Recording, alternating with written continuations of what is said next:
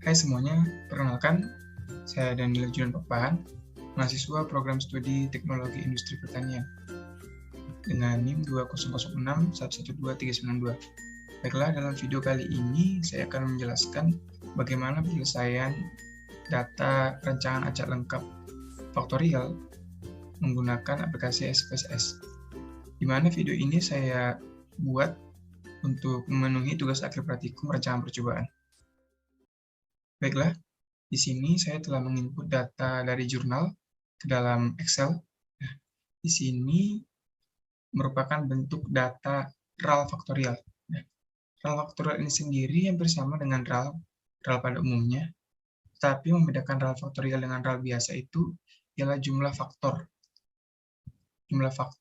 yang diamati. Nah, untuk RAL biasa itu biasanya hanya satu faktor, sedangkan RAL faktorial itu umumnya lebih dari satu faktor. Nah, di sini faktornya itu ada dua, yaitu umur beton dan abu sekam. Nah, di sini itu jurnalnya itu saya ambil dari Fitri et al. 2014, di mana ini adalah pengujian terhadap pengaruh faktor umur dan abu sekam padi terhadap kuat tekan beton. Nah, di sini untuk faktor umur itu ada 4 taraf, dan untuk abu sekam padi ada 3 taraf, dan ulangan ada 3 kali. Jadi nanti total dari unit percobaan adalah 36 unit percobaan. Untuk memudahkan kita menginput data ini ke dalam SPSS, itu bisa kita input atau kita ubah nilai dari, kita ubah bentuk tabel ini ke dalam bentuk yang lebih sederhana. Di sini umur beton bisa saja kita misalkan langsung 1 itu adalah 3 hari, dan 2 itu adalah 7 hari, begitu seterusnya, dan nanti 4 itu adalah 21 hari. Untuk abu sekam padi itu tetap ya 0, 10%, 20%, dan ulangan itu tetap 1, 2, 3, ulangan 1, 2, 3. Di sini kita memasukkannya itu secara baris. Mengapa secara baris? Karena di sini ulangannya itu adalah baris, sedangkan perlakuan abu sekam padi adalah kolom. Nah, jadi untuk pertama itu adalah umur beton yang 3 hari, yang telah kita misalkan menjadi 1. Di sini caranya kita memasukkan data secara baris, di mana yang pertama itu adalah ulangan 1. Ulangan 1 itu ada abu sekam 0, 10, dan 20%. Kita masukkan 0, 10, 20%. Begitu juga dengan responnya. Responnya juga secara baris kita input 14, 16,203, 15,59, kita input. Lanjut ke seterusnya, kita masuk ke baris 2. Ini baris 2. Baris 2, ulangan 2. Nah, untuk ulangan 2 ini ada 3 juga, itu ada abu sekam 0%, 10%, 20%, dan seterusnya. Begitu seterusnya nanti sampai ke baris terakhir, di mana baris terakhir ini adalah ulangan yang ketiga pada taraf 21 hari, di mana nanti itu akan menjadi data yang ke-36 atau unit percobaan yang ke-36. Setelah teman-teman membuat ke dalam bentuk tabel seperti ini, maka langkah-langkah kita selanjutnya itu akan lebih mudah. Karena kita hanya cukup copy tabel ini ke dalam aplikasi SPSS. Nah, caranya cukup kita blok semua datanya. Kita blok semua datanya, kita copy, kita ke aplikasi SPSS, kemudian kita ke data view. Nah, pada kolom pertama ini, kita klik kanan. Kita klik kanan, dan kita pilih paste. Nah, maka akan muncul seluruh nilai. Nah, di sini kita harus memperhatikan secara betul-betul nilai dari yang kita input atau yang kita masukkan. Di sini bisa teman-teman lihat ada kesalahan, yaitu dia sendiri menjadi angka puluhan ribu, sedangkan yang lainnya adalah satuan berkoma. Nah, di sini kesalahannya adalah pada data yang kita input di Excel. Pada data yang ada di Excel, saya menginput angka 15 ini dengan koma. Pada SPS yang saya gunakan, angka koma diganti dengan titik. Jadi sebenarnya kita bisa langsung mengubah pada tabel data ini, kita ganti jadi koma, itu 15, 89, 89, 985, 985. 15,985. Nah, di sini kan respon atau hasilnya itu 2 angka belakang koma. Sedangkan pada data yang ada di jurnal itu adalah 3 angka belakang koma. Nanti ini dapat kita ubah. Kemudian di sini judul dari variabel-variabel ini masih kosong. Nah, ini untuk membuat judul-judul ini kita cukup mengklik variabel view. Nah, pada kolom pertama ini, dan baris pertama ini adalah keterangan untuk umur beton. Beton kita isi saja dengan keterangan nama umur beton. Dan untuk yang kedua itu adalah nilai dari yang kedua itu tadi adalah nilai dari persentase abu skam. Jadi yang kedua itu adalah abu skam. Yang ini adalah abu skam. Jadi kita buat di sini adalah abu skam. Di sini saya menggunakan underscore karena tidak bisa menggunakan spasi karena nantinya keterangan tidak valid. Kemudian untuk yang ketiga ini adalah ulangan, dan yang terakhir itu adalah respon. Nah, di sini kita fokus kepada kolom value. Nah, untuk kolom value ini kita klik ini titik 3 ini, klik titik 3. Nah, untuk value ini kita buat sesuai dengan yang kita misalkan tadi, yaitu satu adalah tadi 3 hari,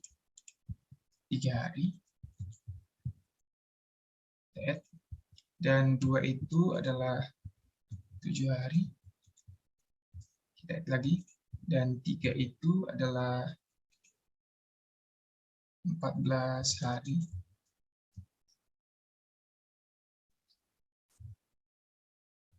kita add, dan 4 itu adalah 21 hari. Oke, nah, kita klik OK. Nah, kemudian untuk abu skam, kita klik juga titik 3.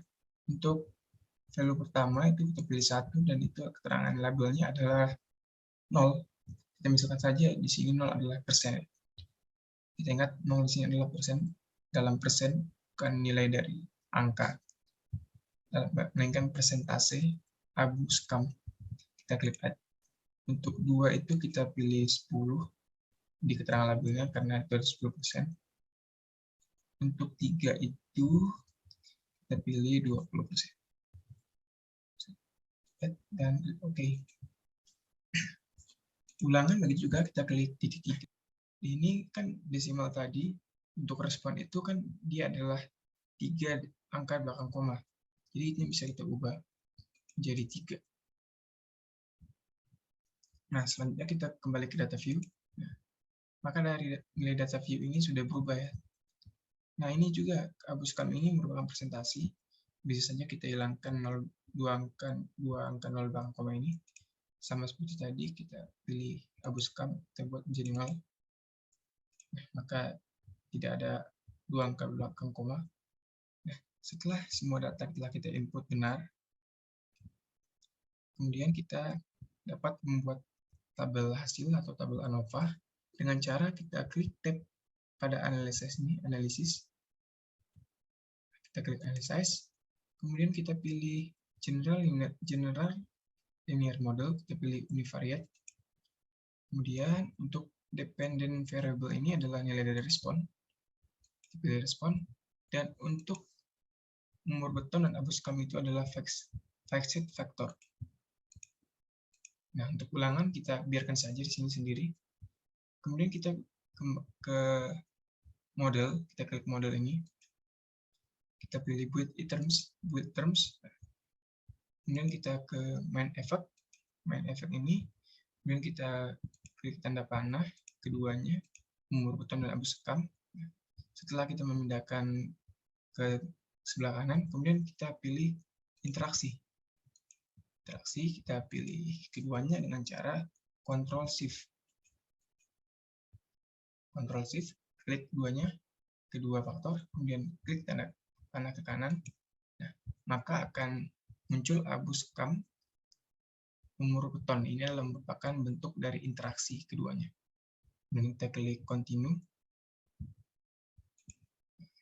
Setelah itu kita klik OK.